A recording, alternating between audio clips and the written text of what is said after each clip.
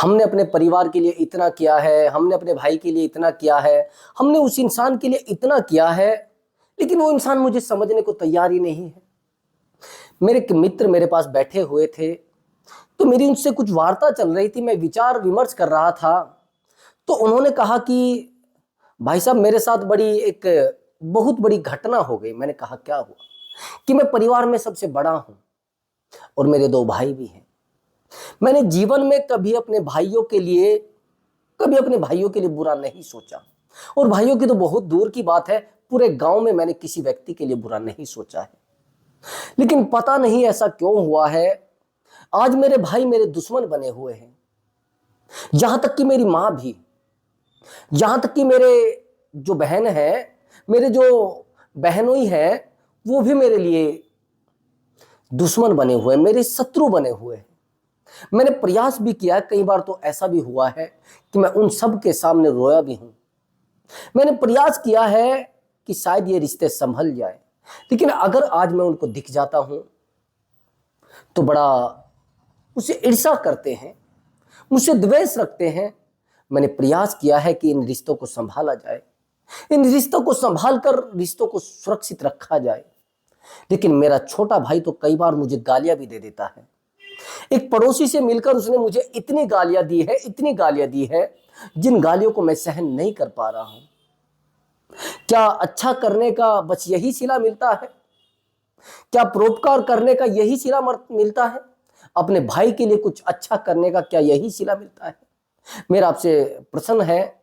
तो जब उसने प्रश्न किया, तो मेरे पास एक दूसरे मित्र भी बैठे हुए थे। कुछ समय पहले उनके जीवन में भी यही प्रश्न था। उसने कहा कि मेरे जो भाई हैं वो गवर्नमेंट में हैं, उसने मेरे साथ बड़ा बुरा किया है। अगर आप परिवार परिवार की कहानी देखोगे, केवल और केवल ये कहानी है कि भाई ने मेरा छीन लिया है, मैंने उसका छीन लिया है, वो मुझे ऐसे बोलता है, मैं उसे ऐसे बोलता हूं, मात्र ये झगड़ा है। उसका कारण आप जानते हैं, उसका कारण है लालच, स्वार्थ। जब आपके भाई से आपका प्रेम बहुत ज्यादा हो तो झगड़ा निश्चित है। जब आपके भाई की अपेक्षाएं आपसे बहुत ज्यादा हो तो झगड़ा निश्चित है, और जब आपकी अपेक्षाएं आपके परिवार से बहुत ज्यादा हो तो फिर झगड़ा निश्चित है। फिर दुख होना बड़ा आवश्यक हो जाता है। फिर दुखी होना बहुत बड़ी बात नहीं है, बहुत छोटा मुद्दा हो जाता है दुखी होना। सबसे बड़ा कारण है अपेक्षाएं। जब परिवार से आप अपेक्षाएं कर लोगे तो फिर अपेक्षाएं दुख का कारण बन जाती है, उम्मीदें दुख का कारण बन जाती है। आपकी अपेक्षाएं आपके भाई से ज्यादा थी, तो इसलिए आप आज दुखी हैं। उसने कहा कि दुखी मैं इसलिए नहीं हूं कि उसने मेरा सारा कुछ ले लिया है, दुखी मैं इसलिए हूं कि मैंने उसके लिए इतना किया, लेकिन फिर भी वो मुझे कहता है कि तू नालायक है, तू गद्दार है, तूने भाई के साथ धोखा किया है। लेकिन मैं नहीं समझ पा रहा हूं कि मैंने धोखा किया है या फिर उसने मेरे साथ धोखा किया है। ना तो आपके भाई ने आपके साथ धोखा किया है और ना आपने अपने भाई के साथ धोखा किया है। ये सब कर्म है, जिन कर्म को आज आप देख रहे हैं और भोग रहे हैं। जाने अनजाने, उसने कहा कि मैंने तो कहीं जाने अनजाने भी किसी का बुरा नहीं किया है, लेकिन हमें पता नहीं रहता है कि हम जाने अनजाने अपने जीवन में किसका बुरा कर देते हैं और कौन सी गलती कर देते हैं, उसको हम भूल जाते हैं। और जब हम उसको भूल जाते हैं तो हमारे जीवन में सबसे बड़े कष्ट का कारण होता है उन गलतियों को भूल जाना, उस प्रेम को भूल जाना, उस दर्द को भूल जाना। वो कष्ट जो हमने किसी और को दिए हैं, वो जब हमारे जीवन में आते हैं तो हमें एहसास होता है कि कहीं ना कहीं हमने कुछ कष्ट किसी को दिए हैं, तो आज ये हमें कष्ट मिल रहे हैं। ये सब दुनिया जो है एक रेस्टोरेंट है, जहां पर आप कुछ मांग रहे हैं वो आपको मिल रहा है। जो आप मांग रहे हैं वो आपको दे रही है प्रकृति। अगर आप प्रकृति से जो मांगेंगे वो आपको मिल जाएगा। अगर आपको भाई का प्रेम चाहिए तो प्रेम मिल जाएगा, फिर आपको प्रतिभा को साइड में करना पड़ेगा। प्रेम वही व्यक्ति कर सकता है जो बेरोजगार है, निठल्ला है। एक दूसरे को समय वही दे सकता है जो बेरोजगार है, जो निठल्ला है। जिस प्रकार का लोग प्रेम चाहते हैं वो आपके बस की बात नहीं है, वो उन्हीं लोगों के बस की बात है जो लोग निठल्ले हैं। लेकिन अगर आप जीवन में कोई कामयाबी चाहते हैं तो आपके दुश्मन होना निश्चित है, आपकी लोगों से शत्रुता होनी निश्चित है। आपकी प्रतिभा आपके लिए दुश्मन हो सकती है। आपका आगे बढ़ना आपके मित्र के लिए एक शत्रु का कार्य कर सकता है। आपका मित्र भी आपका शत्रु हो सकता है कल।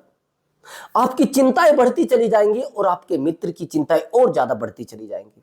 आप जितना आगे बढ़ते चले जाएंगे उतना ही आपसे लोग द्वेष करना शुरू कर देंगे, जो लोग आपके अपने हैं। यहां तक कि आपके भाई को भी आपसे द्वेष हो जाएगा। कई बार तो मैंने देखा है, यदि आप अपने भाई को समय नहीं देते तो उसको लगेगा अरे यह तो हमारा दर्द ही नहीं सुनना चाहता, आज इसके पास पैसा हो गया है, हमें समझना ही नहीं चाहता। जिन चीजों को आप नहीं सुनना चाहते वो चीजें आपको सुनाई जाएंगी। वो कहेंगे हमने तेरे लिए सब कुछ किया है, जब तू छोटा था हमने तुझे पाला है, जब तू छोटा था तेरे पास 1 रुपया नहीं होता था हमने दिया है। लेकिन आपको वो चीजें बुरी लगती है। यथार्थ तो वही है, सच्चाई तो वही है। लेकिन अगर आप उन पर ज्यादा फोकस करेंगे तो आज जो आप लेवल पाना चाहते हैं, आज जो आप कामयाबी पाना चाहते हैं, उस कामयाबी को नहीं छू सकते हैं। आपके जीवन में वही चीजें आकर अटक जाती हैं जो चीजें आपको चाहिए, जो आपको नफरत चाहिए वो चीजें आपको मिलना शुरू हो जाएंगी। उसी प्रकार के व्यक्ति, उसी प्रकार के क्लाइंट, उसी प्रकार के ग्राहक आपके जीवन में आना शुरू हो जाएंगे। अगर आपको बहुत अधिक खुशियां चाहिए तो आपको खुशियां मिलना शुरू हो जाएंगी। अगर आपको बहुत अधिक प्रेम चाहिए तो आपको प्रेम मिलना शुरू हो जाएगा। लेकिन पहले अपने आप को खोना पड़ेगा। अगर आपको लोगों से प्रेम चाहिए तो लोगों के लिए अपने आप को खोना पड़ेगा। प्रेम की एक प्रवृत्ति है, ध्यान से सुन लेना मेरी बात को, ये बड़ी कड़वी बात है और आपके जिसे कहते हैं ना विवेक में बैठने वाली बात है। यदि आपको लोगों का प्रेम चाहिए तो आपको अपने आप को खोना पड़ेगा। खोना मतलब ना तो अपने स्वास्थ्य पे ध्यान दे पाओगे, ना अपने करियर पर फोकस कर पाओगे और ना अपने जीवन पर फोकस कर पाओगे। आपको बस फोकस करना पड़ेगा उन लोगों के ऊपर जिनसे आपको प्रेम चाहिए। आपको अपने आप को खोना पड़ेगा, अपनी खुशियों को, अपने दर्द को, अपनी हर एक चीज को खोकर उन लोगों के ऊपर आपको फोकस करना पड़ेगा। तब आप प्रेम को उनके पा सकते हैं। और ऐसा भी हो सकता है जिस दिन आपको प्रेम मिल जाए वो लोग ये भी कह सकते हैं कि आपका स्वार्थ था। अगर आप चाहते उस समाज के लिए आगे जाना, उस भाई के लिए आगे जाना, उस बहन के लिए आगे जाना, तो पहले अपने आप को समर्पित करिए, अपने आप को खोइए कि लोग अगर आपको गाली भी देंगे आप स्वीकार करोगे। आपने बुद्ध की एक कहानी सुनी होगी, बड़ी जिसे कहते हैं ना शिक्षा देने वाली कहानी है। बुद्ध के जीवन में एक ऐसी घटना हुई थी, जब वो गांव में जा रहे थे तो वो मिशन का प्रचार कर रहे थे, तो वहीं पर एक व्यक्ति उनके रास्ते में कांटे बिछा देता है जिस गांव से वो निकलते रहते हैं। और जब कांटे बिछा देता है तो उन कांटों पे भी वो चल देते हैं, लेकिन किसी को कुछ नहीं बोलते। उसके बाद क्या होता है कि जिस गांव से वो निकलते हैं दूसरे वाले से, वहां पर उसको गालियां ही गालियां मिलती है। समय बीतता है, थोड़े दूसरे गांव में जाते हैं, लेकिन जिन लोगों ने उनके लिए कांटे बिछाए थे और जिन लोगों ने उनको गाली दी थी, तो वही व्यक्ति उनसे पूछते हैं कि आप हमें एक बात बताइए, हमने तो जीवन में बहुत अच्छे बुरे काम किए हैं, लेकिन हमने आपके जो रास्ता है उसमें कांटे बिछाए हैं, लेकिन आपने तो एक शब्द भी हमें नहीं बोला। उल्टा ये होना चाहिए था, आपको भी हमें गालियां देनी चाहिए थी। कारण है उनको गालियों की आदत हो गई थी, उनको प्रेम की आदत नहीं थी। उन्होंने कहा कि आपने अपना कर्तव्य किया है, मैंने अपना कर्तव्य किया है। सबसे बड़ी बात ये थी, उन्होंने कहा कि आपने मुझे गाली दी, लेकिन मैंने गाली को स्वीकार किया नहीं है। जब तक आप गाली को स्वीकार नहीं करोगे वो आप पर असर नहीं डाल सकती। यहां पर तो अगर भाई एक शब्द ज्यादा कह दे तो यहां पर तलवारें खींच जाती हैं। यहां पर तो अगर एक गज जगह ज्यादा मांग ले भाई तो तलवारें खींच जाती है, मर्डर तक की बात आ जाती है। वहां पर अगर देखा जाएगा तो त्याग ज्यादा बड़ी बात है। जिन लोगों के जीवन में त्याग रहा है उन्होंने ऊंचे आयाम को छुआ है। जिन लोगों के जीवन में तपस्या रही है उन्होंने एक बड़े जीवन को छुआ है। यदि बुद्ध के जीवन को देखोगे तो उन्होंने अपने परिवार को त्याग दिया था, उन खुशियों को त्याग दिया था जो जीवन में लोगों को मिलती नहीं, जिनके सपने लोगों के होते हैं। तो यदि आप त्याग करना जानते हैं तो आपके जीवन को सफल होने से कोई नहीं रोक सकता। और स्वार्थी होना भी बड़ा आवश्यक है। यदि आप स्वार्थी नहीं बनेंगे तो आपके पास कोई टिकने वाला नहीं है। स्वार्थी अपने जीवन के लिए, स्वार्थी अपने मोक्ष के लिए, स्वार्थी प्रभु को पाने के लिए, स्वार्थी अपने आप को खुश रखने के लिए। स्वार्थ करना है तो अपने लिए करो। इस दुनिया के लिए स्वार्थ आपका व्यर्थ है। इस दुनिया के लिए लड़ना मात्र व्यर्थ है। जिस परिवार के लिए आज आप लड़ रहे हैं, कल वो परिवार आपको छोड़ भी सकता है। जिस दिन आपके ऊपर समस्या आएगी, परेशानी आएगी, तो परिवार यह कह सकता है इसने हमें दिया क्या है।